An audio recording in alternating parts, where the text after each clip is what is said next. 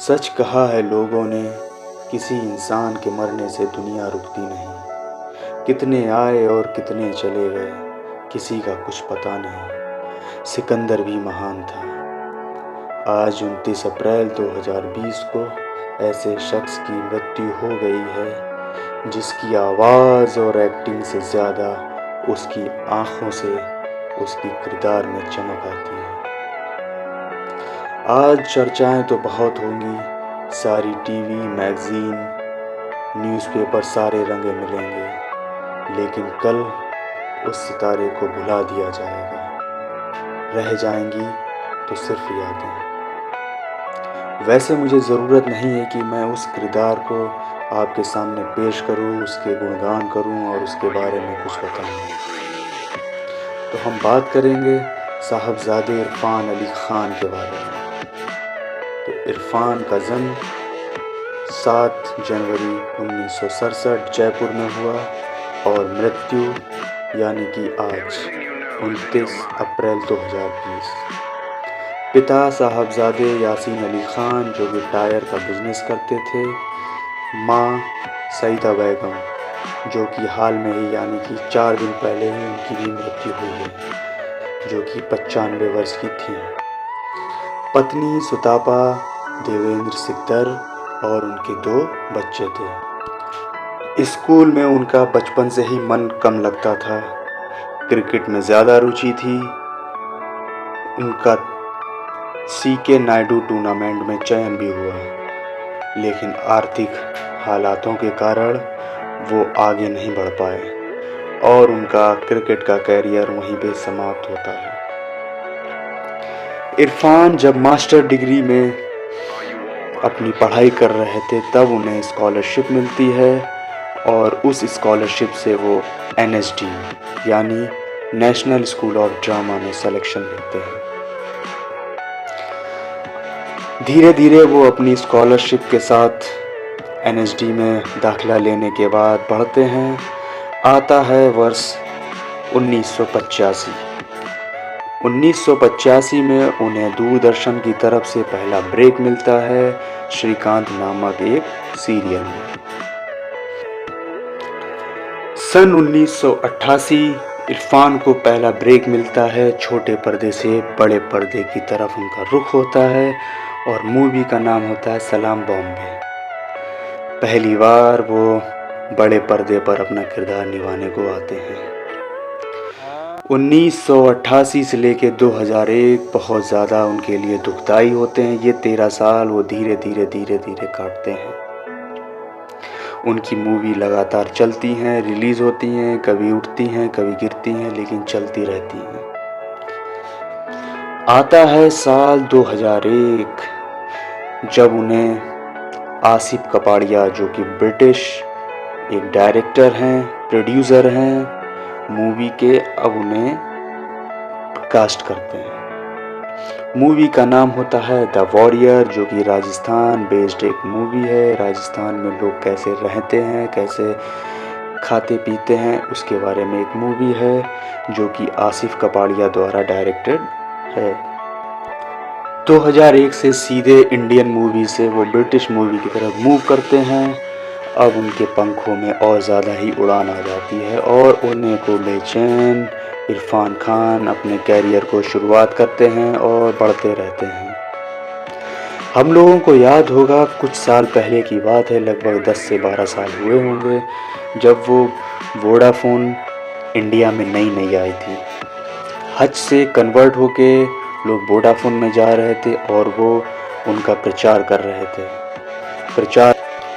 प्रचार में उनके छोटे छोटे ऐड 30 सेकंड, 20 सेकंड, 40 सेकंड ने ही लोगों को इतना ज़्यादा झकझोर दिया था कि लोग उन्हें पसंद करने लगे थे एज ए एड एक्टर। अब उनका एक्टिंग की तरफ तो रुख था ही, साथ ही में अब वो एक्टिंग के नाम पे सिर्फ एक्टिंग ही नहीं, एक्टर भी बनना चाहते थे। तो एक्टर बनने के लिए उनका नाम होना चाहिए था पूरे इंडिया में, पूरे वर्ल्ड में। मूवी आती है 2003 में, नाम होता है द बाईपास। द बाईपास एक 17 मिनट की साइलेंट शॉर्ट मूवी है जो कि ऐसे किरदारों के बीच में है जो आज से कभी नहीं मिलेंगे। नाम है इरफान खान और नवाजुद्दीन सिद्दीकी। ये ऐसा समागम दुनिया को कभी दोबारा देखने को नहीं मिलेगा। 2003 से अब उनकी बॉलीवुड की सीढ़ी धीरे धीरे चढ़ना शुरू होती है। Life in A metro, namesake, the killer, बहुत सारी मूवियों में बेहतरीन प्रदर्शन करते हैं। धीरे धीरे साल गुजरते हैं, उनकी एक्टिंग की प्रतिभा बढ़ती जाती है। हॉलीवुड, बॉलीवुड और इंडिया, ब्रिटिश, हर जगह उनका नाम होता है। 2012 में आती है मूवी पान सिंह तोमर। पान सिंह तोमर एक बहुत ही बेहतरीन, लाजवाब मूवी साबित होती है, जो कि एक एथलीट से बने डकैत युवक के बारे में होती है। एक ऐसी कहानी जो हम सभी को देखनी चाहिए और जिन्होंने देखी है उनके जहन में हमेशा रहेगी। इरफान को अब हॉलीवुड में एंट्री मिलती है। The amazing Spiderman, life of pi, Jurassic park और भी बहुत सारी मूवी धीरे धीरे उनके सराउंडिंग में आती हैं। उनकी कहानी बढ़ती है, मूवी बढ़ती हैं, बेहतरीन मूवी वो लगातार देते रहते हैं।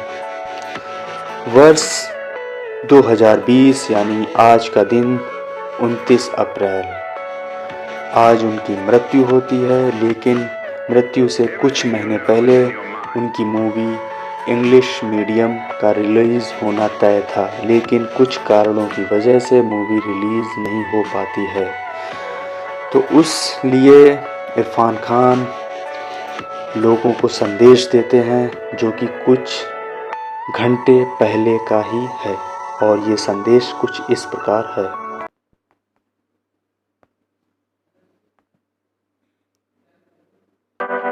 हेलो भाइयों बहनों, नमस्कार। मैं इरफान। मैं आज आपके साथ हूँ भी और नहीं भी। खैर, ये फिल्म अंग्रेजी मीडियम मेरे लिए बहुत खास है। सच यकीन मानिए, मेरी दिली ख्वाहिश थी कि इस फिल्म को उतने ही प्यार से प्रमोट करूं जितने प्यार से हम लोगों ने बनाया है। लेकिन मेरे शरीर के अंदर कुछ अनवांटेड मेहमान बैठे हुए हैं, उनसे वार्तालाप चल रहा है। देखते हैं किस करवट उठ बैठता है। जैसा भी होगा आपको इत्तला कर दी जाएगी। कहावत है, when life gives you lemon, you make a lemonade। बोलने में अच्छा लगता है, पर सच में जब जिंदगी आपके हाथ में नींबू थमाती है ना, तो शिकंजी बनाना बहुत मुश्किल हो जाता है। लेकिन आपके पास और चॉइस भी क्या है पॉजिटिव रहने के अलावा? इन हालात में नींबू की शिकंजी बना पाते हैं कि नहीं बना पाते हैं, ये आप पर है। और हम सब ने इस फिल्म को उसी पॉजिटिविटी के साथ बनाया है, और मुझे उम्मीद है कि फिल्म आपको सिखाएगी, हंसाएगी, रुलाएगी, फिर हंसाएगी शायद। Enjoy the trailer and be kind to each other and watch the film. And yes, wait for me.